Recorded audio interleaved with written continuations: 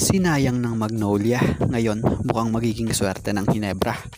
Daan para sa pagdating niya sa Hinebra, ganito katindi muna ang pagdaraanan pala.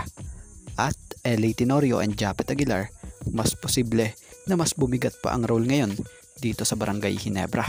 So bago nga natin talakayin yan, shoutout ko muna itong laging mga nanonood dito sa ating channel na sila Luis Alon, Eduardo Monsales, Glenda Morales, Juan Solige, and Jeffrey Cabanilla.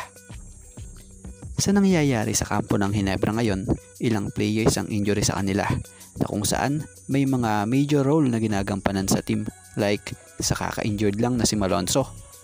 Possible bumalasan na ng tao etong si Coach Tim at malaki ang posibilidad na magbalik ang LA Tenorio and Japet Aguilar tandem.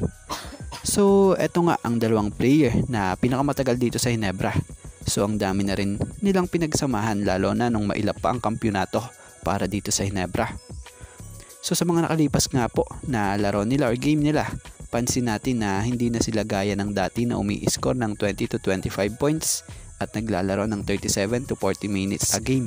Dahil na ngayon sa may mga mas bata ng player na rin sa Hinebra na mga susunod na henerasyon nila. Pero kita pa rin naman natin na kapag pumapasok or ipinapasok sila, talaga namang buong puso pa din naglalaro para matulungan ng Hinebra. So ngayon may butas sa wing ng Hinebra. Possible bumalik yung 3-guard combo system nitong si Coach Tim Cone sa Hinebra at maaaring magbalik starter itong si LA Tenorio.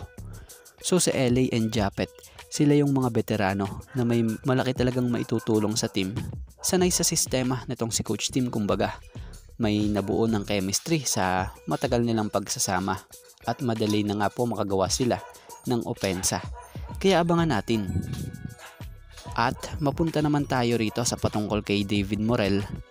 So sa nangyayaring ito, maaaring ikahinayang ng Magnolia ang pagkawala sa kanila ni David Morel.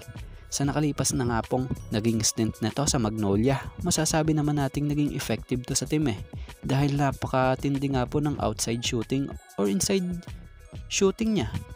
May ibubuga talaga ito. Taka nga tayo sa Magnolia bakit hinayaang malagay sa free agency list ito. Ganot may maayos naman siyang depensa to pensa. So bagamat si David Morel ay dumadaan ngayon sa isang role sa PBA bago to payagang mapunta sa Hinebra or makuha ng Hinebra, ay masasabing maswerte pa rin naman talaga itong si Morel. Dahil batay sa reporta, sinisikap ng Hinebra na pirmahan si David Morel mula sa waiver, mula sa sister team na Magnolia. May ruling din kasi ang PBA na kapag nilagay ng isang sister team ang player nila under free agency, hindi ito basta-basta makukuha ng sister team. Pero nasa rules naman ng PBA na pwedeng mapunta sa sister team ang isang manlalaro through waiver na walang ibang team na kukuha sa kanya kasi wala na nga siyang kontrata.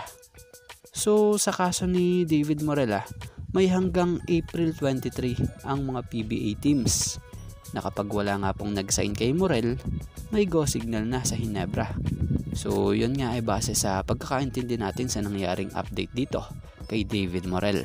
So ano opinion nyo rito mga ka-teammate?